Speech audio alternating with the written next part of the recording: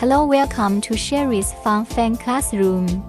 Cooling fans play an indispensable role in modern electronic equipment and are crucial to the temperature control, performance improvement and in order to ensure the stability and safety of the cooling fan, it must have a variety of protection functions. These features typically include overload protection, overheating protection, current protection, voltage protection, startup delay protection, and dust-proof design. For overload protection, cooling fans are usually equipped with corresponding functions to prevent the motor from being overloaded and damaged. When a fan exceeds its rated load capacity, it automatically shuts down or slows down, thus avoiding motor overload, protecting the fan's long-term reliability. At the same time, the cooling fan may also have an overheating protection function, which can detect the temperature of the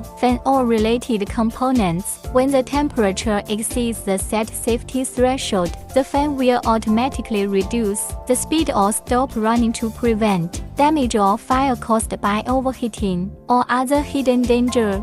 More protection features in next video. Follow me to learn more.